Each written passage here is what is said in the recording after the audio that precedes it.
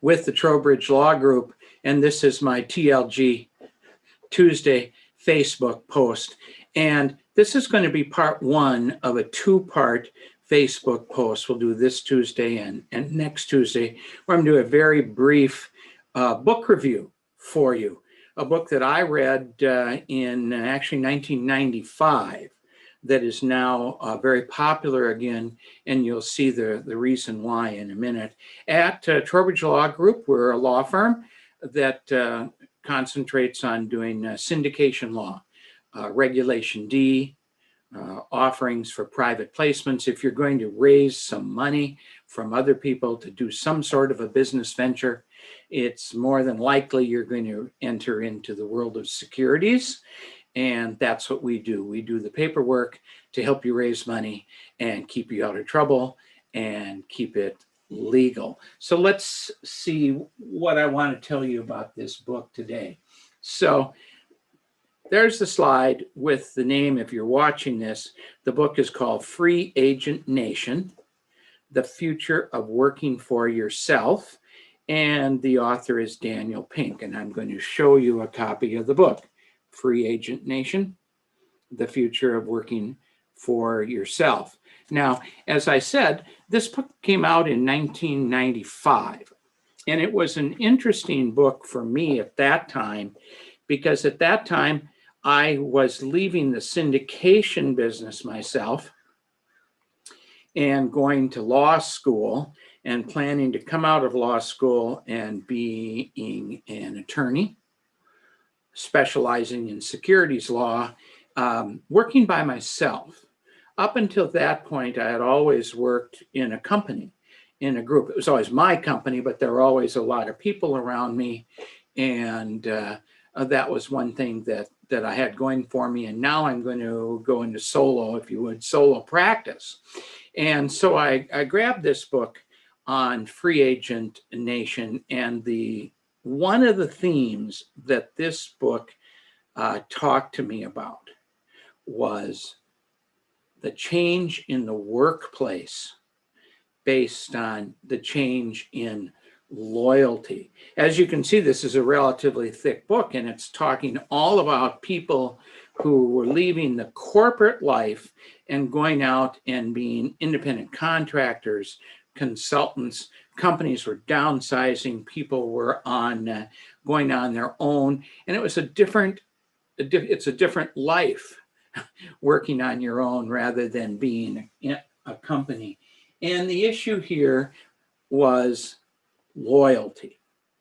And one of the basic premise of the book is vertical loyalty is dead, meaning in the corporate world, there was a very long time that the employees felt that the loyalty started from the higher ups in the company or the company itself down through the executives to their manager and to the employee.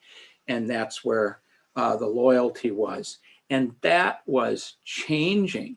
What people were finding in the workplace was that the loyalty really was from the teams that they were on when they were supposed to complete a project. It wasn't vertical loyalty. It was horizontal loyalty. And I knew about vertical loyalty because I owned my own company, and I know how I'd been on the top, and I tried to keep loyalty going down to the bottom to the people, which wasn't very far. There weren't that many layers. But in reading this book, I found out what the corporate world thought about this. And at the same time, my wife was working for a major corporation in the retail business, and she felt the same. She had been in one of their superstores for 20 years, and she felt, when I talked to her about this, that the loyalty from corporate to management to the team leader to the members of the team had gone away. And really, when she worked and felt the loyalty, she felt it amongst the team members. So what did the book say to me? The book said to me, okay, Gene, when you go out and you're on your own, probably now working virtually. I was going to, when I got out of law school, either have just an independent office where I was the only person, or I was going to maybe work virtually out of an office at my home. Where was my team? Who was I going to work with? Was working totally on your own on individual projects going to satisfy me? And I learned early on that the value of teams. I found out early on as I started to, even going through law school, I found myself a study group. There was no loyalty from the law school administration to the law school teacher to me as a student. But when I put a team around me, 4 people, in my case, to be a study group, we were responsible for each other. We had goals. We had to accomplish them. We had to support each other. That's where the loyalty was for the 3 years I went to law school. And then when I came out of law school, I had to find some other teams, some other ways to work on the projects that I was doing, and having people around me. So why is that important today, and why is this book regaining popularity today? Well, hopefully we're coming out of COVID. We're coming out of a period of time where a lot of people who used to go to the office and work in the corporate structure are now either not there anymore because their job's gone, or they're now virtual. And we don't know if they're going to come back together in the office setting or not. But one thing I'm absolutely positive in either losing your job or going to work virtually, based on the people I talk to every day, there has been a loss of loyalty from the employer down to the employee, the whole corporate chain. And now what you need to do is you need to find a team to work together. And how does that apply in the syndication business? Well, I've interviewed about 30 people for our interview program that's on our YouTube channel, which is Trowbridge Law. And these are all people who are in the syndication business one way or another. And when I ask them what's their advice for rookies, basically, what does a rookie need to do? So we're talking about a person who's going to do their first syndication, and without exception, one way or another, the answer was, don't do this alone. Find a mentor, find a team, find some people to work with in your business, because this is not a do-it-alone business. You'll be better off if you work with a team.